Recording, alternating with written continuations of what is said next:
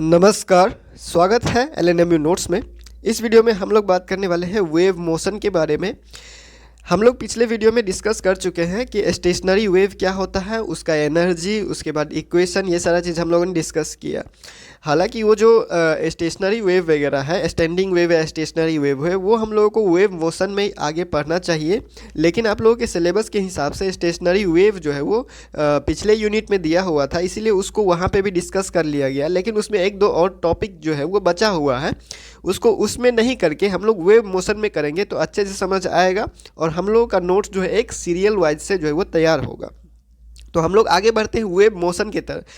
हम लोग जो है वो इस वीडियो में डिस्कस करेंगे सिर्फ वेव मोशन का जो बेसिक डेफिनेशन है, वो मतलब क्या कैरेक्टरिस्टिक्स है, क्या क्या टर्म हम लोग यूज़ करते हैं, जैसे वेलोसिटी, वेव वेलोसिटी क्या होता है, वेव लेंथ क्या होता है, फ्रीक्वेंसी क्या होता है, मोशन क्या होता है, वेव फ्रंट क्या होता है। वेव फ्रंट आप लोगों के सिलेबस में दिया हुआ है।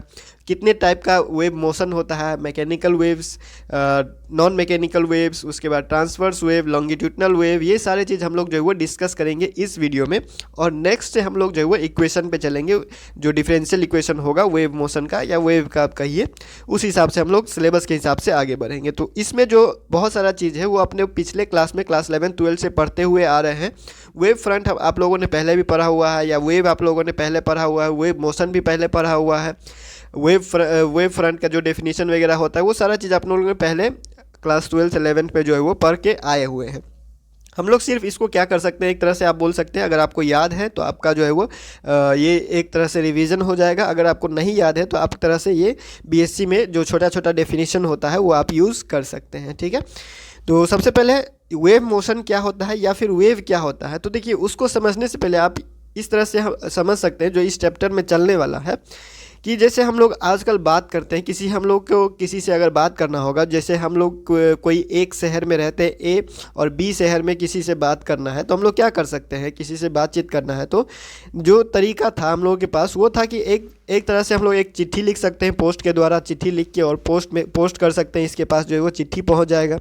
दूसरा हमारे पास क्या है, डायरेक्ट टेलीफोन करने का, या फिर फ़ोन करेंगे डायरेक्ट और बात जो है वो हो जाएगा। तो देखिए पहला जो तरीका है हमारे पास चिट्ठी भेजने वाला तरीका, उसमें क्या हो रहा है, उसमें जो चिट्ठी है उस चिट्ठी को हम लोगों ने हाथ से लिखा या फिर टाइप किया या फिर जो भी किया, तो वो चिट्ठी एक फिजिकल फॉर्म में आया, ठीक है।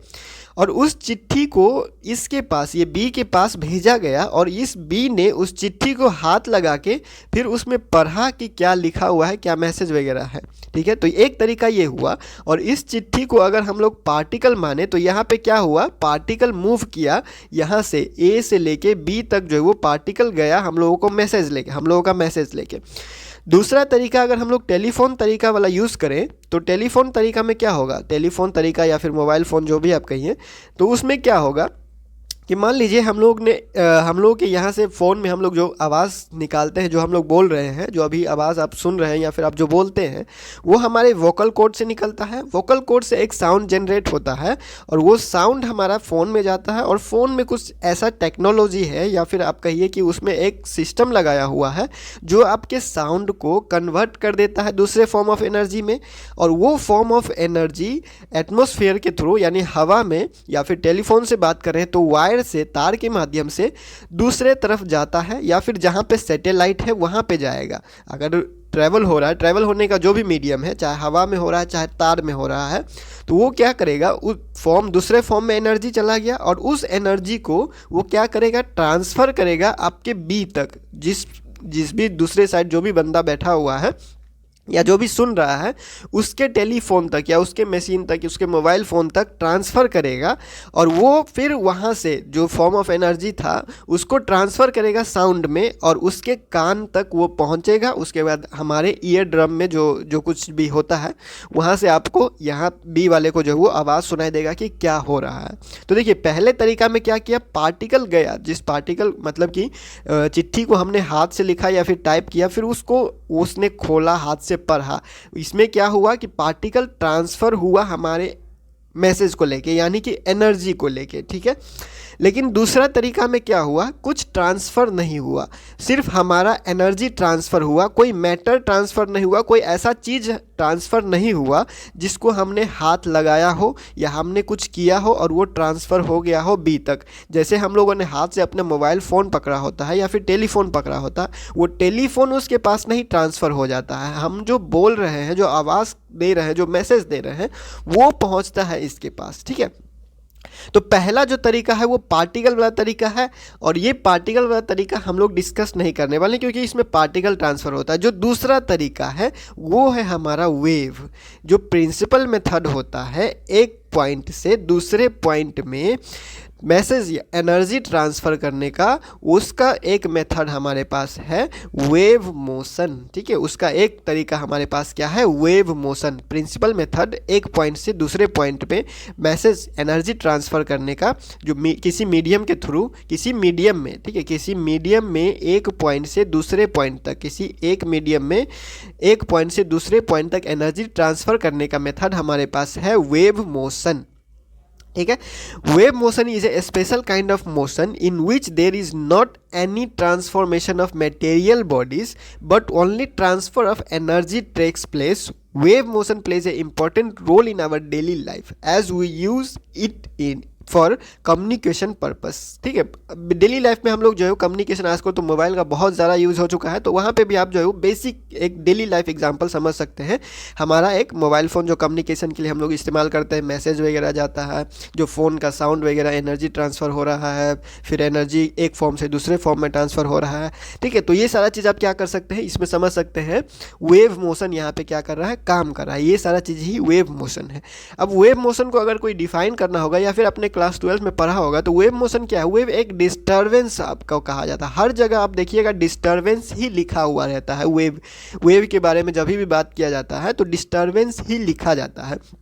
तो अगर आप लिखते हैं तो कैसे लिखते हैं, wave motion is a form of disturbance which travels forward in a material medium due to the repeated periodic motion of the particle of the medium about their mean or equilibrium position, the disturbance being handed over from one particle to the next in the direction of propagation of wave। तो देखिए ये क्या कह रहा है, कह ये रहा है कि जैसे कि ये हमारे पास एक कोई मीडियम है, मान लीजिए यहाँ पे एक कोई रस्सी है हमारे पास। ठीक है, ये ब्लू वाला जो है उसको रस्सी मान लीजिए। अब इस रस्सी को हमने यहाँ पे खड़ा होके, ठीक है, यहाँ पे कोई एक आदमी खड़ा हुआ है और इसने यहाँ पे हाथ लगा के इस रस्सी को क्या किया, डिस्टर्ब किया।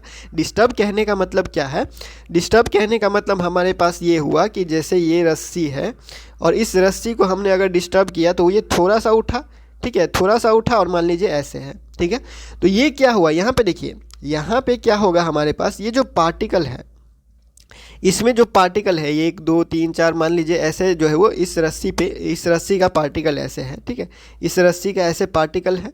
तो इस पार्टिकल पे हम लोगों ने क्या किया, यहाँ पे हम लोगों ने क्या किया, एक डिस्टर्बेंस क्रिएट किया और ये डिस्टर्बेंस हमारा किसी पार्टिकल पे गया, किसी पार्टिकल को क्या किया हम लोगों ने, डिस्टर्ब किया, तो उसमें कुछ एनर्जी गया, ट्रांसफ़र हुआ, कुछ एनर्जी हम लोगों ने ट्रांसफ़र किया।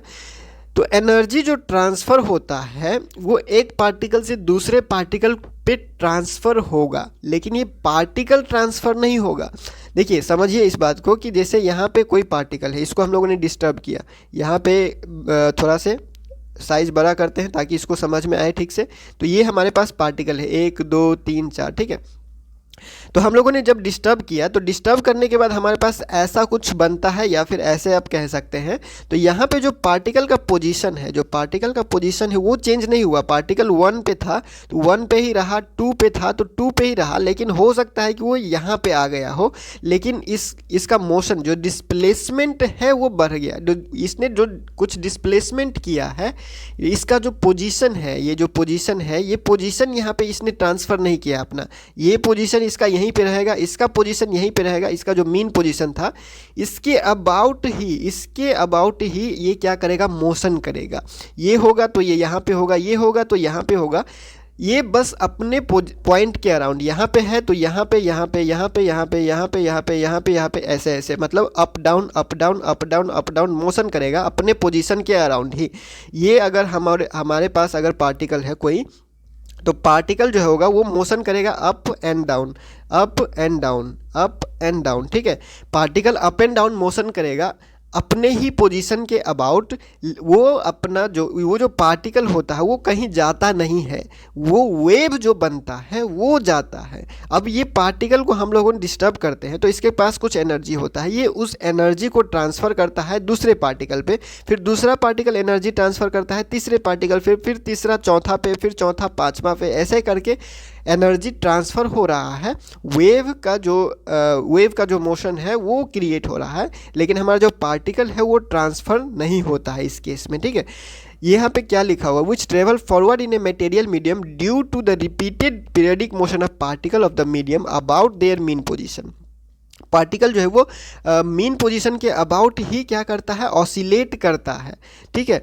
कोई एनर्जी का यहाँ मतलब कि कोई पार्टिकल का या फिर कोई मैटर यहाँ पे ट्रांसफ़र नहीं हो रहा है, सिर्फ एनर्जी ट्रांसफ़र हो रहा है। द डिस्टर्बेंस बीइंग हैंडेड, जो डिस्टर्बेंस क्रिएट हो रहा है हमारे पास, जो हमने डिस्टर्ब क्रिएट किया है एक पार्टिकल पे, वो दूसरे पार्टिकल को डिस्टर्ब करेगा, फिर दूसरा जो है वो तीसरे को डिस्टर्ब करेगा। तो ये क्या हो रहा है, यहाँ पे डिस्टर्बेंस ट्रांसफ़र हो रहा है, कोई पार्टिकल ट्रांसफ़र नहीं हो रहा है। और किस डायरेक्शन में ट्रांसफ़र हो रहा है, तो जिस डायरेक्शन में वेव प्रोपेगेट कर रहा है, यानी कि प्रोपेगेशन मतलब समझ सकते हैं विस्तार। वेव जिस दिशा में विस्तार कर रहा है, प्रोपेगेट कर रहा है, उसी दिशा में, उसी डायरेक्शन में क्या कर रहा है, डिस्टर्बेंस ट्रैवल कर रहा है कह सकते हैं, या हैंडेड ओवर एक पार्टिकल से दूसरे पार्टिकल या एक पॉइंट से दूसरे पॉइंट पे क्या करता है, वो ट्रैवल कर रहा है, ट्रांसफ़र हो रहा है, ठीक है। तो यहाँ पे अब जो मीडियम होता है ट्रांसफ़र होने के लिए एनर्जी का, for transfer of energy through a medium, the medium must possess the property of elasticity, inertia and negligible frictional resistance.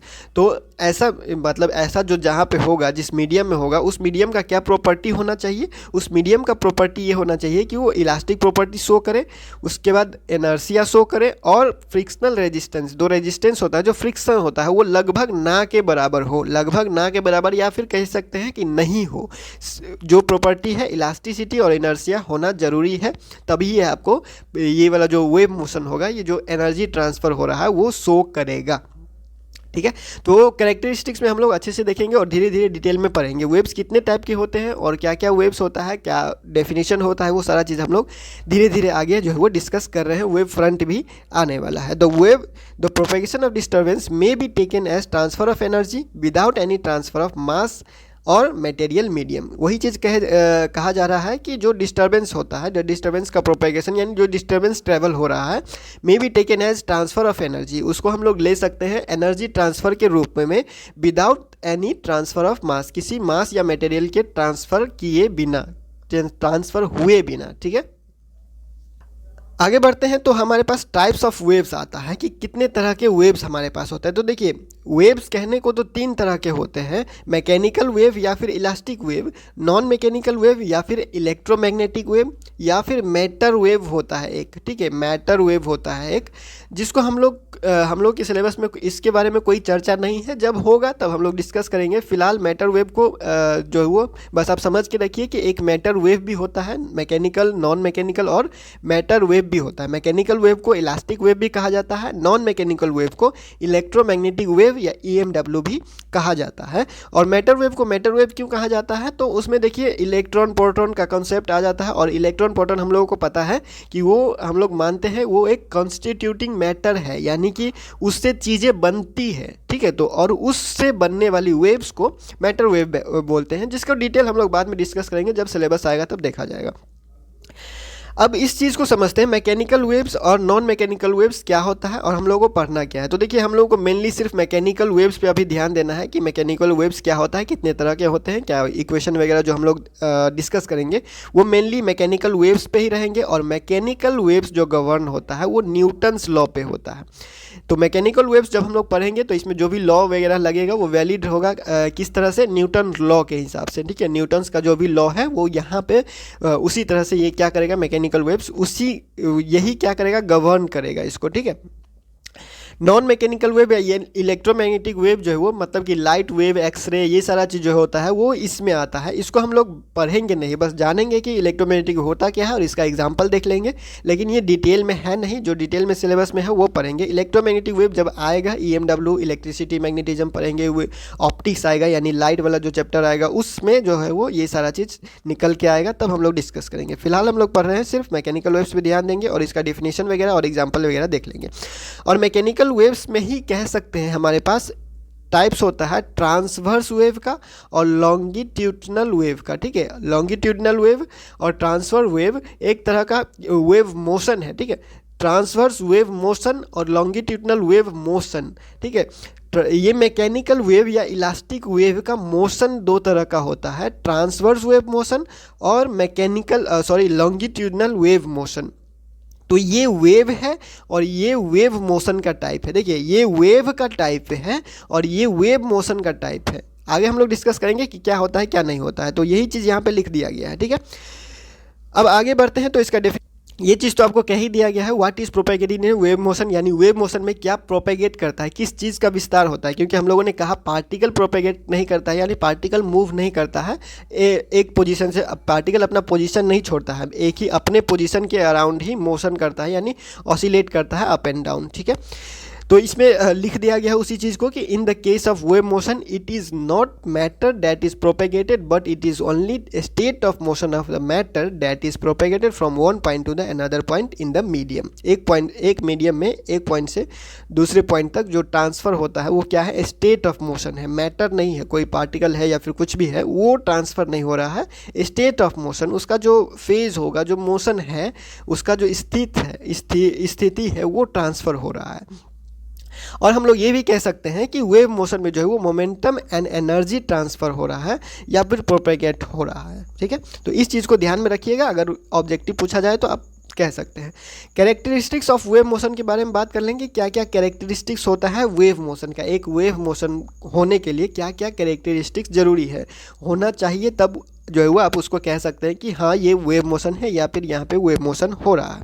A progressive simple harmonic wave. अब ये प्रोग्रेसिव सिंपल हार्मोनिक वेव क्या है, तो progressive यानी कि travelling wave, जो आगे की तरफ बढ़ रहा है उसी को प्रोग्रेसिव या ट्रैवलिंग कहा जाता है। वो डेफिनेशन आगे लिख भी दिया गया है, सिंपल सा डेफिनेशन है, इसमें कुछ कॉम्प्लिकेटेड नहीं है, तो इसमें कन्फ्यूज़ नहीं होना है। प्रोग्रेसिव सिंपल हार्मोनिक वेव लिखा जाए या फिर प्रोग्रेसिव हार्मोनिक वेव लिखा जाए या फिर ट्रैवलिंग वेव लिखा जाए या फिर ट्रैवलिंग हार्मोनिक वेव लिखा जाए, कहीं भी कुछ लिखा हुआ है तो इसी चीज़ के बारे में बात किया जा रहा है, समझ लीजिएगा, कंफ्यूज होने का कोई ज़रूरत नहीं है।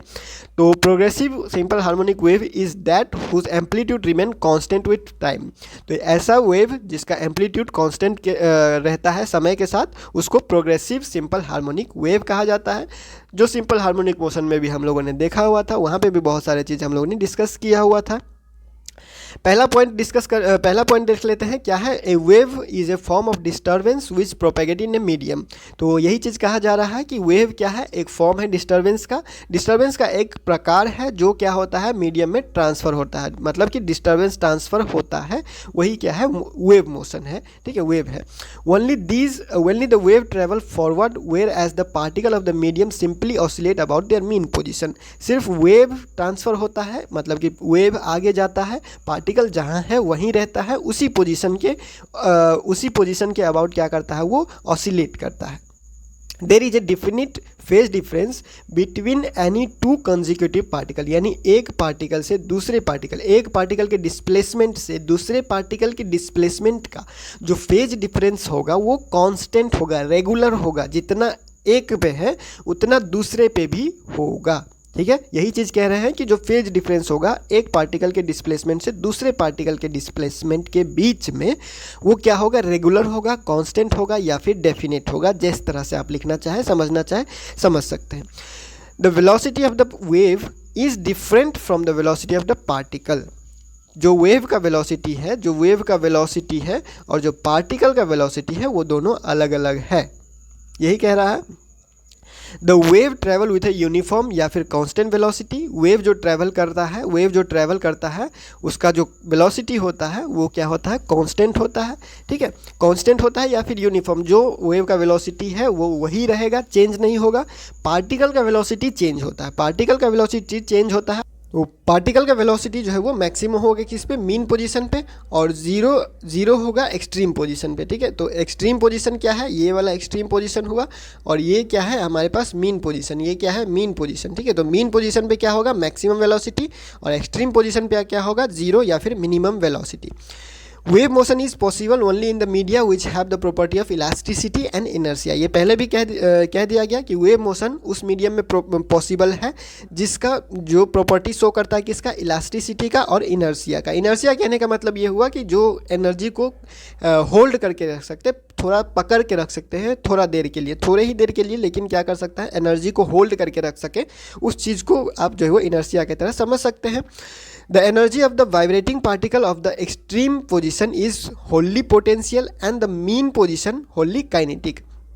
कहना क्या चाह रहा है, energy of the vibrating particle, यानी जो पार्टिकल ऑसिलेट कर रहा है, जो पार्टिकल ऑसिलेट कर रहा है, तो यहाँ पे क्या कह रहा है कि ये जो जैसे ये पार्टिकल है, ठीक है, ये पार्टिकल है, ये पार्टिकल है, ये पार्टिकल है, पार्टिकल, तो पार्टिकल क्या कह रहा है, the energy of the vibrating particle at extreme position is Holi potential energy. यानी यहाँ पे क्या होगा, पोटेंशियल एनर्जी होगा, और यहाँ पे क्या होगा, काइनेटिक एनर्जी होगा, यहाँ पे क्या होगा, काइनेटिक एनर्जी होगा।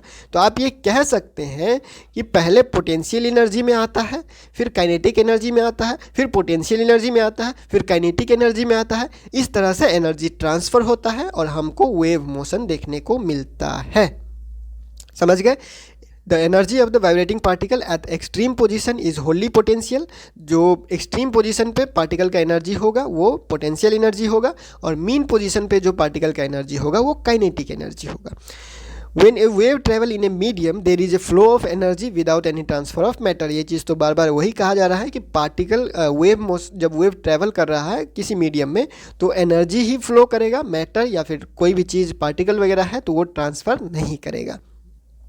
A wave motion which propagates onward through a medium with energy transfer across every section of it is called a traveling or progressive wave। जो वेव आगे बढ़ रहा है निरंतर एक मीडियम में, एवरी सेक्शन मतलब हर एक सेक्शन, प्रत्येक सेक्शन पे जो एनर्जी ट्रांसफ़र करते हुए आगे बढ़ रहा है उसको हम लोग प्रोग्रेसिव वेव या ट्रैवलिंग वेव कहते हैं। बस इसी चीज़ को आपको याद रखना है अगर कहीं लिखने का ज़रूरत पड़ जाए तो। अब बात कर लेते हैं, वेव्स दो तरह का होता है मेनली, और तीन तरह का होता है। मैटर वेव जिसको हम लोग डिस्कस नहीं कर रहे हैं, इसको यहाँ से बात हटा दिए हैं, तो सिर्फ मैकेनिकल वेव्स और नॉन मैकेनिकल वेव भी बचता है। अब मैकेनिकल वेव क्या होता है, तो मैकेनिकल वेव वैसा वेव होता है जिसको ट्रैवल करने के लिए हमको किसी मीडियम की ज़रूरत पड़ता है, किसी मीडियम की ज़रूरत पड़ता है। अच्छा, यहाँ पे अगर कोई कहीं पे मीडिया लिखा होगा, आपको मीडिया अगर कहीं लिखा हुआ होगा तो उसको समझिएगा मीडियम का प्लूरल फॉर्म है। मीडियम हो गया सिंगुलर और मीडिया हो गया प्लूरल। ठीक है, तो इसमें कंफ्यूज नहीं होना है स्पेलिंग में कि यहाँ पे मीडियम वहाँ पे मीडिया, यहाँ पे मीडियम वहाँ पे मीडिया कैसे लिखा हुआ है, क्या स्पेलिंग का गलती है या फिर क्या कहना चाह रहा है। तो मैकेनिकल वेव ऐसा वेव होता है जिसको ट्रैवल करने के लिए एक मटेरियल का ज़रूरत पड़ता है। ऐसा वेव को क्या बोलते हैं, मैकेनिकल वेव बोलता है।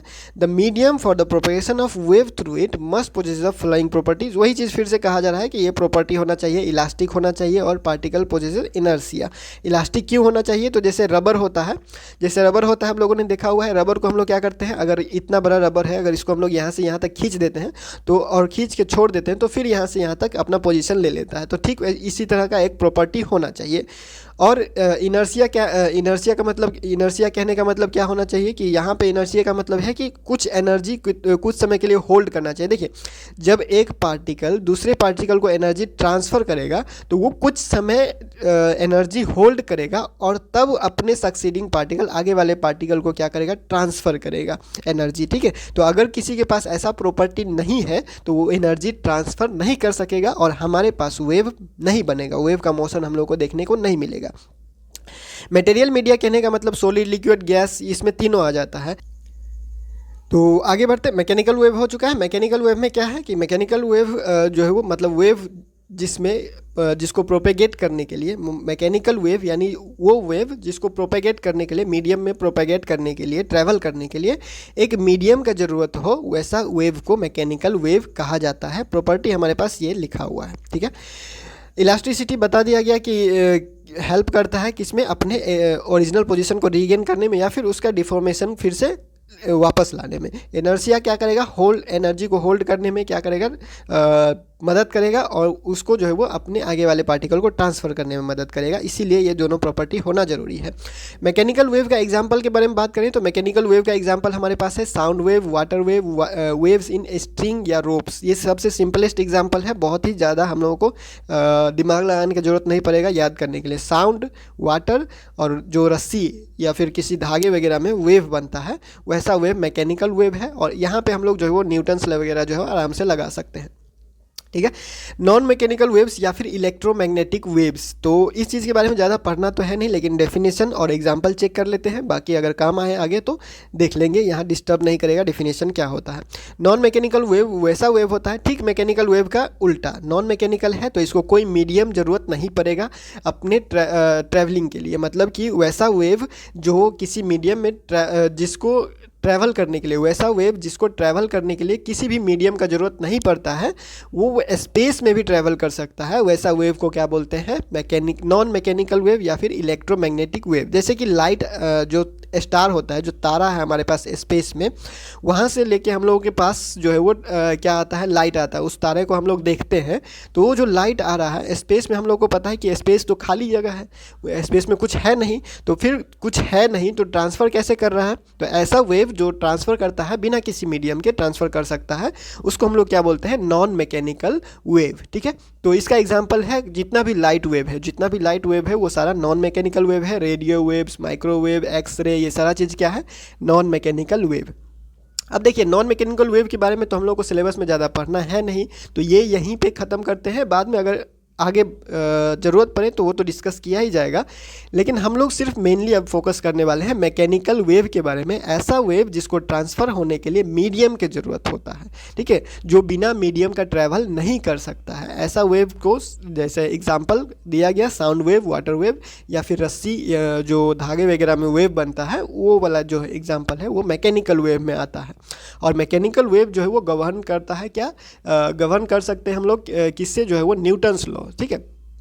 तो अब मैकेनिकल वेव का दो टाइप होता है, मैकेनिकल वेव में ही हम लोग जो है वो दो टाइप डिस्कस कर सकते हैं। मैकेनिकल वेव मोशन का जो है वो ट्रांसवर्स वेव मोशन और लॉन्गिट्यूडनल वेव मोशन, ठीक है। तो वो मैकेनिकल वेव जो है वो वेव है, और उसका जो यहाँ पे हम लोग क्या कर रहे हैं, मोशन का टाइप पढ़ रहे हैं, वेव मोशन का टाइप, ट्रांसवर्स वेव मोशन और लॉन्गिट्यूडनल वेव मोशन, ये दोनों मोशन है, ये वेव का मोशन है, ठीक है।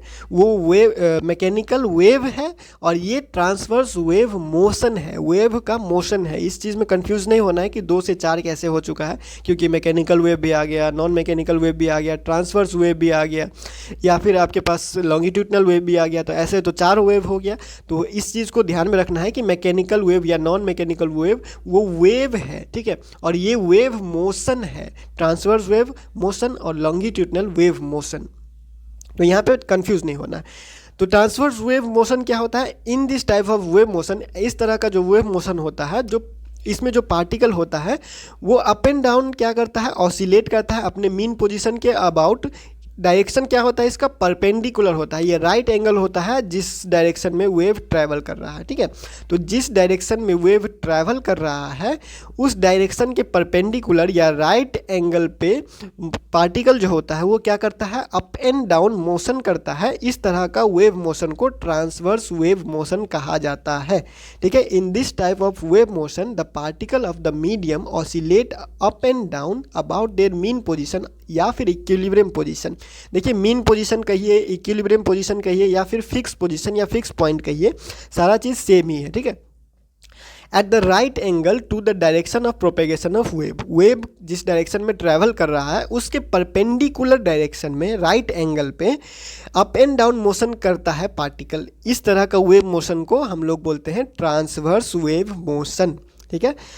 This form of wave motion therefore travels in the form of crest and trough।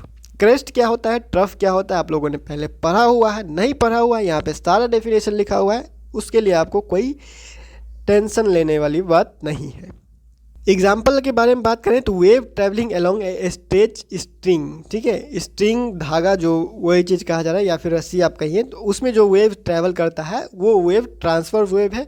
या फिर जो इलेक्ट्रोमैग्नेटिक वेव होता है EMW, इलेक्ट्रोमैग्नेटिक वेव हम लोगों ने कहा, वो कैसा वेव होता है, ट्रांसवर्स वेव मोशन होता है, ठीक है, ट्रांसवर्स वेव होता है। इलेक्ट्रोमैग्नेटिक वेव क्या है, एक ट्रांसवर्स वेव है, समझ गए। क्रेस्ट एंड ट्रफ क्या होता है, तो देखिए वेव ऐसे बनता है, हम लोगों ने हमेशा वेव ऐसे ही बनाते हैं हम। तो ये पोजीशन जो होता है, ये ऊपर वाला पोजीशन है हमारे पास, ये है हमारे पास क्रेस्ट, और ये जो नीचे वाला पोजीशन है हमारे पास है ट्रफ। आगे बढ़ते हैं तो हमारे पास जो लिखा हुआ है कि transverse wave is possible only in those media which possess rigidity modulus या फिर elasticity of shape which resist the vertical displacement of the particle. यानी कि जो ट्रांसवर्स वेव मोशन है हमारे पास, जो ट्रांसवर्स वेव मोशन है वो उसी मीडियम में जो है वो पॉसिबल होगा, या फिर उसी मीडियम में हो सकता है जिसका जो प्रॉपर्टी कैसे शो करेगा, रिजिडिटी मॉडुलस या फिर इलास्टिसिटी ऑफ शेप के तरह जो है वो प्रॉपर्टी शो करेगा। उसी में हम लोगों को ट्रांसवर्स वेव मोशन मिलेगा, ट्रांसवर्स वेव मोशन मिलेगा। और यही कारण है कि जो ट्रांसवर्स वेव है मोशन है, हम लोगों को सिर्फ और सिर्फ सॉलिड और लिक्विड में देखने को मिलता है। ट्रांसवर्स वेव मोशन सिर्फ और सिर्फ सॉलिड और लिक्विड में देखने को मिलता है, ठीक है। गैस में देखने को, गैस वाला जो मीडियम होता है उसमें देखने को नहीं मिलता है, क्योंकि गैस के पास ऐसा प्रॉपर्टी नहीं होता है, इलास्टिसिटी ऑफ शेप और मॉडुलस का ऐसा प्रॉपर्टी नहीं होता। देखिए हालांकि गैस के पास भी ऐसा जो वो थोड़ा बहुत प्रॉपर्टी आप कह सकते हैं, आप इसमें कंडीशन लगाएं तो गैस भी इसमें आ सकता है, लेकिन इतना डिटेल हम लोगों को ये पॉइंट में डिस्कस नहीं करना है। बस हम लोगों को बस ये याद रखना है कि ट्रांसवर्स वेव मोशन जो होता है वो सॉलिड और लिक्विड में ही पॉसिबल होता है, दूसरे कोई मीडियम में पॉसिबल नहीं होता है। क्रेस्ट क्या होता है, ट्रफ क्या होता है, आगे भी डिफिनेशन लिखा गया है, यहाँ पे भी लिख दिया गया है। The point on the wave eight, मतलब पॉइंट यहाँ पे नहीं लिखिए, यहाँ पे पोजीशन लिखिएगा तो सही रहेगा। The top position on the wave at the maximum distance from the mean position is called crest. The position at the maximum distance below the mean position is called trough. कहना क्या चाह रहा है कि ये जैसे वेव है, ठीक है, तो इसका मीन पोजीशन यहाँ पे था, और ये हमारे पास मीन पोजीशन का मैक्सिमम ये क्या है, डिस्प्लेसमेंट है। तो ये जो पोजीशन है इसको क्रेस्ट बोलेंगे, और इस मीन पोजीशन का जो नीचे के तरफ जो मैक्सिमम डिस्प्लेसमेंट होगा, नीचे के तरफ ये क्या होगा, ट्रफ होगा, ठीक है। सिंपल सा बात है, ऊपर वाले को क्रस्ट, नीचे वाले को trough. A crest and a adjoining trough constitute one wave और pulse and a succession of them a wave train, ठीक है। एक क्रेस्ट एक ट्रफ दोनों मिलके क्या बनाता है, हम लोगों को एक वेव बनाता है, और इस वेव और इस चीज़ को अगर आगे बढ़ाते जाए तो इसको वेव ट्रेन बन जाता है, वेव ट्रेन बन जाता है, ठीक है। बस यही चीज़ कह रहा है कि एक क्रेस्ट और उसके बाद वाला जो ट्रफ होता है वो एक वेव बनाता है, और उस वेव का सक्सेशन यानी आगे अगर उसको बढ़ाते रहें तो हम लोगों के पास एक वेव ट्रेन मिलता है। यानी जो ट्रेवलिंग वेव होता है वो किस तरह से दिखता है उसी तरह से ट्रेन इसीलिए कहा जाता है। देखिए कि अब यहाँ पे आप समझ सकते हैं कि ट्रेन में क्या होता है, एक ही आगे जो है आगे वाले में इंजन होते हैं, फिर पीछे वाले बस डिब्बा होता है, तो एक इसको खींचता है, फिर ये इसको खींचता है, फिर ये इसको खींचता है, इसी तरह से ये क्या होता है, ट्रेन बनता है। तो वेव का भी ऐसे ही कुछ हाल है, ठीक है। लॉन्गिट्यूडनल वेव के बारे में बात करें तो ठीक इसका उल्टा हो जाएगा। लॉन्गिट्यूडनल वेव मोशन के बारे में, in this type of wave motion the particle of the medium vibrate to and fro, आगे पीछे ट्रेवल करता है। उसमें क्या था, ट्रांसवर्स वेव मोशन में क्या है, up and down perpendicular direction में मोशन कर रहा है पार्टिकल। इसमें क्या है, आगे पीछे क्या कर रहा है, मोशन कर रहा है, और सेम उसी डायरेक्शन में जिस डायरेक्शन में वेव जा रहा है, यानी वेव के डायरेक्शन के अलोंग ही पार्टिकल आगे पीछे मोशन कर रहा है, ऑसिलेट कर रहा है। इस तरह का मोशन को लॉन्गिट्यूडनल वेव मोशन कहा जाता है, ठीक है। In this type of wave motion the particle of the medium vibrate to and fro about their mean position along the direction of propagation of wave motion, so that the wave travels in the form of compression या फिर condensation and rarefaction. Compression और condensation या फिर rare fraction क्या होता है अभी हम लोग डिटेल में समझेंगे डेफिनेशन में, ठीक है। तो इस चीज़ में इसमें जो है वो आपको ज़्यादा घबराना नहीं है, बस कंडेंसेशन या कंप्रेशन क्या होता है या फिर रेयर फ्रैक्शन क्या होता है क्या लिख दिया, इससे जो है वो घबराना नहीं है, अभी बस डिस्कस किया जा रहा है। The particle of the medium getting closure together and further apart alternately. मतलब कहना क्या चाह रहा है कि एक बार जो है वो पार्टिकल नज़दीक आता है, फिर एक बार क्या होता है पार्टिकल दूर जाता है, फिर नज़दीक आता है, फिर दूर जाता है। तो जहाँ पे नज़दीक आता है पार्टिकल वो कंप्रेशन, और जहाँ पे दूर रहता है पार्टिकल वो है रेयरफैक्शन। ठीक है, कंप्रेशन या कंडेंसेशन, कंप्रेशन कहिए या फिर कंडेंसेशन, जहाँ पे पार्टिकल क्या है नज़दीक है और जहाँ पे दूर है वहाँ पे क्या है रेयरफैक्शन। अब देखिए उसको डिस्कस कर लेंगे डेफिनेशन में ही, फिर फिलहाल इसको जो इसमें लिखा हुआ है इसको कंप्लीट करते हैं। Since a longitudinal wave can pass through a medium possessing bulk modulus elasticity of volume, any solid liquid और gaseous media can propagate a longitudinal wave. Longitudinal wave propagate करने के लिए जो मीडियम होगा वो मीडियम चाहे सॉलिड हो, चाहे लिक्विड हो, चाहे गैस हो, तीनों मीडियम में लॉन्गिट्यूडनल वेव मोशन देखने को मिल सकता है, इसमें ट्रैवल कर सकता है। जो ट्रांसवर्स वेव मोशन है वो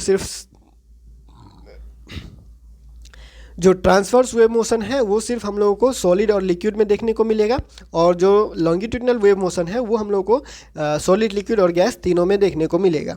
एग्जांपल बात कर लेंगे तो sound wave travelling in air, wave produce in string when pushed at the end. मतलब कि एक रस्सी में, मान लीजिए जैसे गिटार विटार होता है, एक रस्सी में हम लोग वेव जो है वो प्रोड्यूस कर देते हैं, तो वो हो गया एक एंड पे प्रोड्यूस करते हैं, वो ट्रैवल करता है, वो हो गया हमारे पास लॉन्गिट्यूडनल वेव के फॉर्म में। फिर साउंड वेव जो हवा में ट्रैवल करता है वो हो गया लॉन्गिट्यूडनल वेव मोशन। तो ये हो गया कुछ बेसिक एग्जांपल।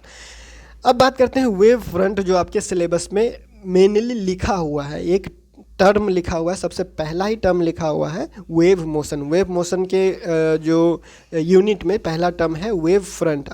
अब वेव फ्रंट जो है वो, जैसा कि हम लोगों ने क्लास 12 में भी पढ़ा हुआ है, या फिर पिछले क्लास में जहाँ भी आपने पढ़ा हो, वेव फ्रंट हम पहले भी पढ़ चुके हैं। और पहले हम लोगों ने जो डेफिनेशन देखा था वो कुछ इस तरह का डेफिनेशन था, locus of all points in the same phase. एक फेज में जितना पॉइंट है सबका लोकस वो क्या है, वेव फ्रंट है। ठीक है, और यहाँ पे कुछ अलग तरह से डेफिनेशन लिखा हुआ है, आप ये भी लिख सकते हैं, इसमें कोई दिक्कत नहीं है। जो आपको याद होगा उस समय जब एग्जाम होगा तो उस समय जो भी आपको याद होगा, छोटा डेफिनेशन या फिर डिटेल डेफिनेशन जो भी आपको याद हो आप वो लिख सकते हैं। बस आपको क्या करना आना चाहिए, एक्सप्लेन करना आना चाहिए। तो एक्सप्लेन करने के लिए आपको समझना पड़ेगा कि वेव मोशन होता क्या है, तभी आप कुछ लिख सकेंगे।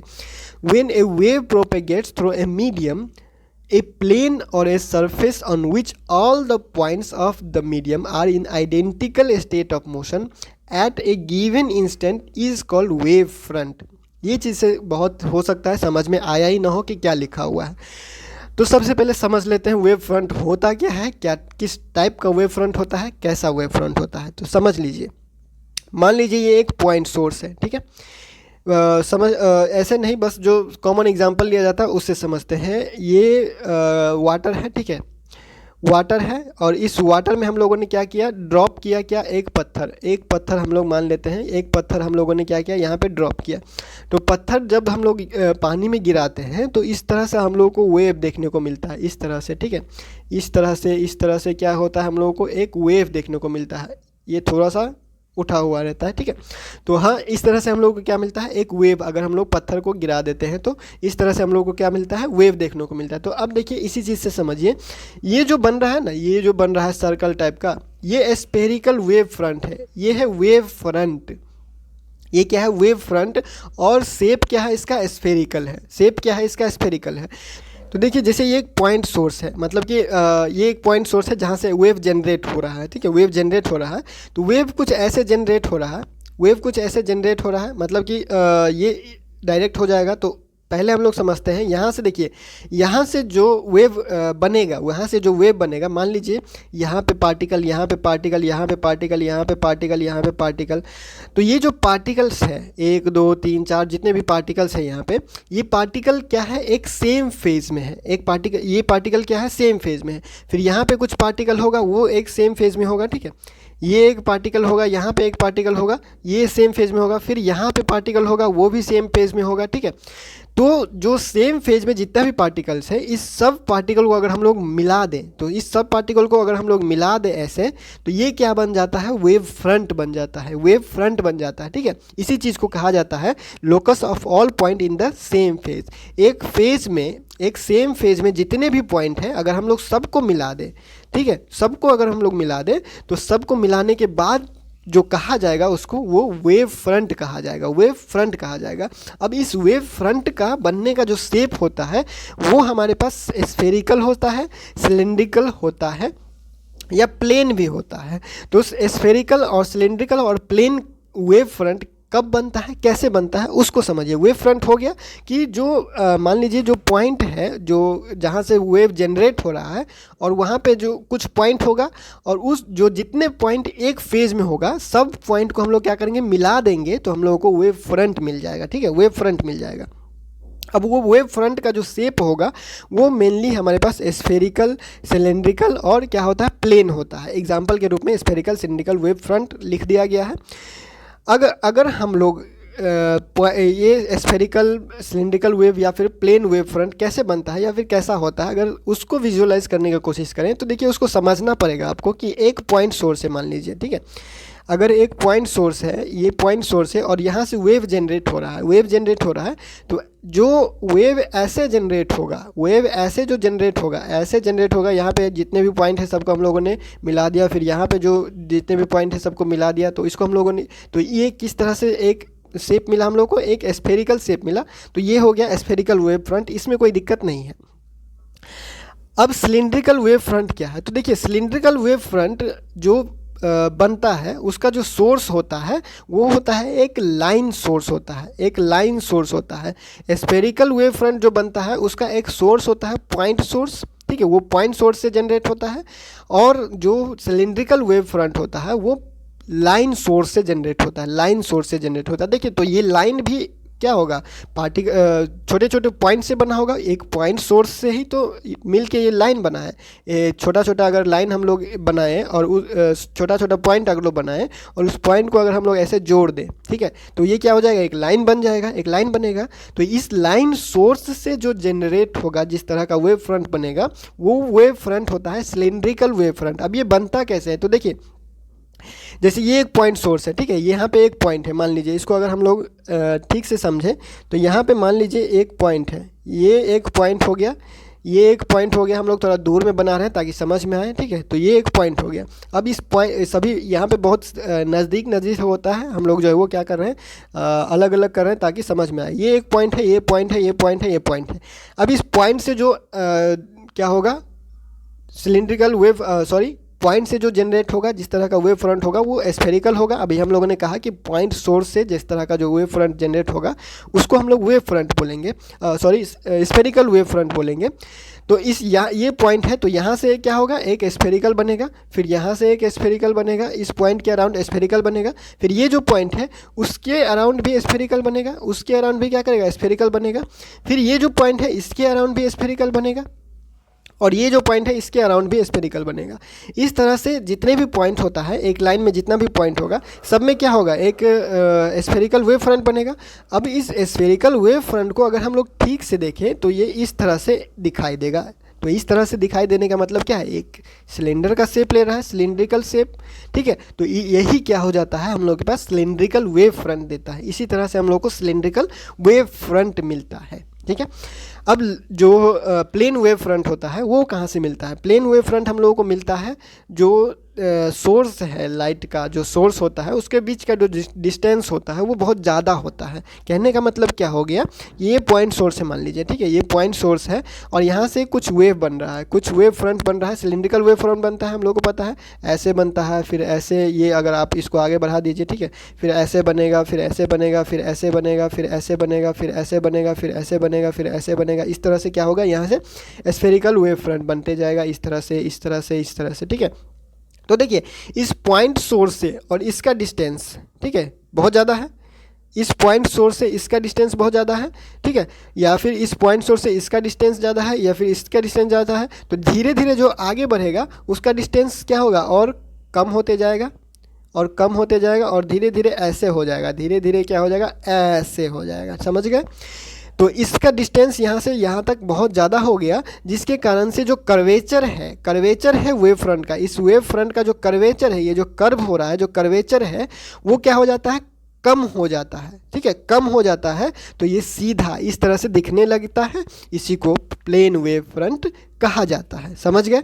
और कुछ इसमें कुछ नहीं है। वही चीज़ यहाँ पे लिखा गया है और थोड़ा सा यहाँ पे बनाने का कोशिश किया गया है, ढंग से बना नहीं है, नोट्स में ठीक से बना दिया जाएगा, उसके बाद अपलोड किया जाएगा, ठीक है। और एक चीज़ यहाँ पे लिखा गया है कि line drawn normal to the wave front known as ray gives the direction of propagation, यानी कि जो वेव फ्रंट बनता है उसके परपेंडिकुलर कोई भी लाइन अगर हम लोग ड्रॉ कर दें, कोई भी लाइन ड्रॉ करते जाएं तो वो क्या होता है, एक रे होता है, उसको हम लोग क्या बोलते हैं, एक रे बोलते हैं, जो हम लोगों को direction of propagation of wave, मतलब कि वेव किस डायरेक्शन में है उसको हम लोगों को बताता है, ठीक है। तो वेव फ्रंट के परपेंडिकुलर डायरेक्शन में हम लोग एक लाइन ड्रॉ करेंगे, वो हम लोगों को क्या दे, वो हम क्या कहलाएगा, रे कहलाएगा, और वो हम लोगों को देता है डायरेक्शन ऑफ प्रोपेगेशन, ठीक है। तो देखिए जो चीज़ कहा गया वही चीज़ यहाँ पे लिखा गया है, wave propagating from point source generate spherical wave front while those originating from line source generate cylindrical wave front at larger distance from the source the curvature of the wave front decreases so that the wave front becomes plane wave front। समझ गए, ये तीनों चीज़ discuss कर दिया गया। अब basic definition के बारे में बात करेंगे, तो बेसिक डेफिनेशन तो वही सारा चीज़ रहेगा, इसमें ज़्यादा टाइम लगने नहीं वाला है, आप लोग ने पढ़ा हुआ है, बस एक तरह से ये आपका रिवीजन है। क्रेस्ट क्या होता है, जो अपर पॉइंट होता है मैक्सिमम डिस्प्लेसमेंट मीन पोजीशन से, उसको हम लोग बोलते हैं क्रेस्ट। जो लोअर पॉइंट होता है मैक्सिमम डिस्प्लेसमेंट होता है लेकिन नीचे होता है जो पोजीशन, उसको हम लोग क्या बोलते हैं, ट्रफ बोलते हैं। वेवलेंथ क्या होता है, वेवलेंथ एक वेव होता है, वेव का जो पूरा का पूरा एक वेव, कंप्लीट एक वेव होता है, ठीक है। एक कंप्लीट वेव को वेवलेंथ बोलते हैं, बस इतना समझ लीजिए। The distance between the two nearest crest and trough, यानी कि distance between two nearest crest and trough, इन दोनों के बीच का जो डिस्टेंस होगा, यहाँ से यहाँ तक जो एक क्रेस्ट है, ये क्रेस्ट है और ये ट्रफ है, ठीक है। तो ये क्रेस्ट से ये ट्रफ के बीच में, क्रेस्ट से ट्रफ के बीच में जो डिस्टेंस होगा वो क्या होगा, वेवलेंथ होगा, ठीक है, डिनोटेड बाय लैम्डा। इस चीज़ को अच्छे से समझ लेंगे, आगे एक दो बार और वेवलेंथ आ रहा है तो उसको भी समझ लीजिए, समझ में आ जाएगा वेवलेंथ क्या होता है, आपने पहले भी पढ़ा हुआ है। वेव वेलोसिटी क्या है, the velocity with which the wave या फिर डिस्टर्बेंस ट्रेवल और propagate through medium is called wave velocity. Wave velocity क्या है, नाम में ही रखा हुआ है वेव वेलोसिटी, वेव जिस वेलोसिटी से ट्रैवल कर रहा है वो वेव वेलोसिटी, ठीक है, खत्म बात। एम्पलीट्यूड क्या है, हाइट ऑफ द क्रेस्ट और depth of the trough from the mean position is called amplitude. ये एम्पलीट्यूड, ये एम्पलीट्यूड, ये एम्पलीट्यूड, वही चीज़ कहा जा रहा है। Height of the mean position से, मीन पोजीशन यानी उसका रेस्ट वाला पोजीशन, ठीक है, बिना डिस्टर्बेंस वाला पोजीशन, जब हम लोग उसको डिस्टर्ब नहीं किए हुए हैं तब जो उसका पोजीशन होता है वो मीन पोजीशन या फिर इक्विलिब्रियम पोजीशन या फिर फिक्स पोजीशन कहते हैं। और उस पोजीशन से जो उसका हाईएस्ट पॉइंट होगा या फिर लोएस्ट पॉइंट होता है वो हम लोग जो होता है वो एम्पलीट्यूड होता है, ठीक है। हाइट ऑफ द क्रेस्ट और the depth of the trough from the mean position is called amplitude. It is maximum displacement of the particle from the mean position. maximum displacement को amplitude बोलते हैं, हम लोगों ने SSM में पढ़ा हुआ है। फ्रीक्वेंसी क्या होता है, फ्रीक्वेंसी सिंपल सा बात है, पहले से बहुत बार पढ़ा हुआ है। The number of vibration completed in 1 second, एक सेकेंड में जितना वाइब्रेशन या ऑसिलेशन होता है उसको फ्रीक्वेंसी बोलते हैं, या फिर फ्रीक्वेंसी जो है वो टाइम पीरियड का उल्टा होता है, ये हम लोगों ने पहले पढ़ा हुआ है। डिनोटेड बाय एन या फिर न्यू से डिनोट करते हैं। Relation between frequency, wavelength and velocity आप लोगों ने पिछले क्लास अगर पढ़ा हुआ है या फिर पहले से पढ़ा हुआ है तो वेव वेलोसिटी क्या होता है, एन लेम्डा होता है, आप लोगों ने पहले भी पढ़ा हुआ है। वेव वेलोसिटी एन लेम्डा होता है, एन क्या है फ्रीक्वेंसी या फिर न्यू भी लिख सकते हैं, और लेम्डा क्या है वेवलेंथ हमारे पास, या फिर डिस्टेंस। वेवलेंथ क्या है, हम लोगों ने कहा अभी कहा वेवलेंथ क्या है, डिस्टेंस है। तो एक तरह से ये डिस्टेंस है, ठीक है, ये डिस्टेंस है। उसके बाद अगर हम लोग इसको टाइम से डिवाइड कर दें तो हम लोगों को क्या मिलेगा, distance by time is equal to velocity या फिर स्पीड, ठीक है। तो सेम उसी तरह का कंसेप्ट यहाँ पे लगाया जा रहा है और कुछ नहीं कहा जा रहा, कोई रॉकेट साइंस नहीं है यहाँ पे, बहुत ही सिंपल चीज़ है। तो तीनों के बीच में रिलेशन लिखा गया है, तीनों के बीच में रिलेशन यहाँ पे लिखा गया है। ये v क्या है, वेलोसिटी है, t टाइम पीरियड है, और 1/t है ये फ्रीक्वेंसी है, और ये क्या है, लेम्डा वेवलेंथ है, या फिर लेम्डा को कहिए डिस्टेंस ट्रेवल और टाइम इसको कहिए तो डिस्टेंस बाय टाइम हमारे पास वेलोसिटी। समझ गए, तीनों के बीच में रिलेशन आ गया, ठीक है। क्रेस्ट, ट्रफ, एम्पलीट्यूड, ट्रफ ये हो गया। उसके बाद ये हमारे पास क्या है, एम्पलीट्यूड है, और यहाँ पे इसको भी हम लोग एम्पलीट्यूड कह सकते हैं। और ये क्या है, यहाँ से यहाँ तक एक वेवलेंथ और यहाँ से यहाँ तक एक वेवलेंथ, ठीक है, समझ गए। तो ये ट्रांसवर्स वेव के केस में जितना डेफिनेशन कहा गया वो ट्रांसवर्स वेव के लिए था। अब लॉन्गिट्यूडनल वेव के लिए आते हैं। तो लॉन्गिट्यूडनल वेव में हम लोगों ने एक टर्म देखा था कंडेंसेशन या फिर कंप्रेशन या फिर रेयर फ्रैक्शन या रेयर फ्रैक्शन जो कहा गया था। आप लोगों को कह दिया गया था कि एक जगह पे क्या है, पार्टिकल सामने सामने होता है, एक जगह पे पार्टिकल दूर दूर, फिर पार्टिकल सामने सामने, इस तरह से जो पैटर्न बनता है उसी से हम लोग को वो वाला जो ट्रांसवर्स लॉन्गिट्यूडनल था वो हम लोग को मिल रहा था, लॉन्गिट्यूडनल वेव मोशन। ठीक है, तो यही चीज़ कहा जा रहा है, ये कंडेंसेशन है। यहाँ पे क्या है, यहाँ पे देखिए, यहाँ पे क्या है, ये लाइन जो बनाया हुआ बहुत नज़दीक है और यहाँ पे जो लाइन बनाया हुआ बहुत दूर दूर है। ठीक है, यानी कि कहने का मतलब है पार्टिकल यहाँ पे क्या है, बहुत दूर दूर होगा। रेयर फ्रैक्शन वहाँ पे उस चीज़ को कहेंगे और कंडेंसेशन उस चीज़ को कहेंगे, या फिर कंडेंसेशन या फिर कंप्रेशन कहिए, वहाँ पे कहेंगे। देखिए कंप्रेशन का मतलब क्या हुआ, कंप्रेस करना। किसी चीज़ को क्या करते हैं, जैसे यहाँ से एक ये बॉल है, ठीक है, अगर हम लोग इसको यहाँ से और यहाँ से दबाते हैं, कंप्रेस करते हैं, तो ये क्या हो जाएगा, कुछ इस तरह से, कुछ इस तरह से जो है वो दिखा जाएगा। अगर हम लोग इसको इस तरह से जो है कंप्रेस करते हैं तो वो इस तरह से बन जाएगा। तो इस तरह से क्या हो गया, कंप्रेस हो गया। तो यानी कि इसका जो पार्टिकल क्या हो जाएगा, एक दूसरे जो है वो थोड़ा नज़दीक आ जाएगा। ठीक है, और यहाँ पे पार्टिकल क्या हो जाएगा, अलग अलग हो जाएगा। ठीक है, तो इस तरह से क्या हो जाएगा, ये कंप्रेशन और ये रेयर फ्रैक्शन, उसी चीज़ को लिखा गया है यहाँ पे। अगर आप इसको पढ़ते हैं, in a longitudinal wave the region in which the distance between the particle of the medium is less than their normal distance. Normal distance जो था पार्टिकल का, उससे अगर कम हो जाए तो उस जगह को हम लोग बोलेंगे कंप्रेशन, और उससे अगर ज़्यादा हो जाए तो उस जगह को हम लोग बोलेंगे रेयर फ्रैक्शन। ठीक है, the density of the medium around the particle is greater than the normal density। जो density होता है रेयर कंप्रेशन के केस में, जो कंप्रेशन जहाँ होता है वहाँ पे डेंसिटी क्या होता है, ज़्यादा होता है। ठीक है, और जो रेयर फ्रैक्शन होता है, जहाँ पे जिस पोर्शन में, जिस जगह पे रेयर फ्रैक्शन होता है वहाँ पे डेंसिटी क्या होता है, कम होता है। इस चीज़ को भी आप समझ के चल सकते हैं। ठीक है, आगे बढ़ते हैं। वेवलेंथ यहाँ पे है। वेवलेंथ लॉन्गिट्यूडनल वेव के केस में वेवलेंथ कैसे डिफाइन होता है, सक्सेसिव कंप्रेशन या फिर रेयर फ्रैक्शन, यानी दो कंप्रेशन के बीच के डिस्टेंस या फिर दो रेयर फ्रैक्शन के बीच के डिस्टेंस को वेवलेंथ कहा जाता है। लेंथ ऑफ कंप्लीट वेव, यानी एक कंप्लीट वेव का जो लेंथ होता है वो वेव लेंथ होता है। एम्पलीट्यूड क्या होता है, पढ़ा हुआ है, it is the maximum displacement of each particle from its undisturbed position, यानी मीन पोजीशन से, यानी इक्विलिब्रियम पोजीशन से जो मैक्सिमम डिस्प्लेसमेंट होगा वो एम्पलीट्यूड कहा जाता है। ठीक है, it is the measure of extent of region और space of comparison of rarefaction. ये इससे हम लोग क्या कर सकते हैं, कंप्रेशन या रेयर फ्रैक्शन का एक्सटेंट कितने तक ये जाता है उसको मेजर कर सकते हैं। It is very difficult to actually measure exact amplitude of a longitudinal wave। Longitudinal wave के केस में एग्जैक्ट एम्पलीट्यूड मेज़र करना मुश्किल होता है, बहुत मुश्किल होता है। तो देखिए difference between longitudinal and transverse waves यहाँ पे लिखा हुआ है। जो चीज़ कहा गया है वही चीज़ लिखा हुआ है, इसमें कुछ अलग नहीं लिखा हुआ है। इसको डिफरेंस इसलिए कर दिया गया है कि अगर आप लोगों के एग्जाम में पूछा जाए तो आप आसानी से लिख सकें। डिफिनीशन या फिर प्रॉपर्टी या फिर कैरेक्टरिस्टिक्स जो है वही चीज़ को लिखा गया है। इसमें कुछ पॉइंट ऐड किया गया है कि ट्रांसवर्स वेव जो होता है वो पोलराइज हो सकता है, लॉन्गिट्यूडनल वेव जो होता है वो पोलराइज नहीं हो सकता है। प्रेशर जो होता है यहाँ पे transverse displacement travel with the wave but there is no change in pressure of medium. Pressure में यहाँ पे कोई चेंज नहीं होता, यहाँ पे pressure of medium changes when longitudinal displacement passes through it but there is no transverse displacement in the medium. ठीक है, तो सब कुछ वही लिखा हुआ है। Can not be represented by sine curve. Longitudinal wave जो होता है वो साइन कर्व से जो है वो हम लोग नहीं दिखा सकते हैं, लेकिन जो ये जो हमारे पास ट्रांसवर्स वेव है उसको साइन कर्व से हम लोग डायरेक्टली दिखा सकते हैं। एग्जाम्पल जो कहा गया वही चीज़ लिखा गया है। तो फिलहाल वीडियो बहुत लंबा हो चुका है, इस वीडियो को यहीं पे एंड करते हैं। हम लोग नेक्स्ट वीडियो में नेक्स्ट टॉपिक के साथ मिलते हैं। तब तक के लिए इस चीज़ को नोट कर लीजिए, अगर आप लोगों के पास नोट्स है तो पहले से, इसमें ज़्यादा कुछ है नहीं। खैर आप लोगों को जो नोट्स होता है वो वीडियो के अपलोड होने के एक दिन बाद टेलीग्राम ग्रुप में सेंड कर ही दिया जाता है। तो फिलहाल इस वीडियो में इतना ही, मिलते हैं अगले वीडियो में अगले अपडेट के साथ LNMU नोट्स के यूट्यूब चैनल पे।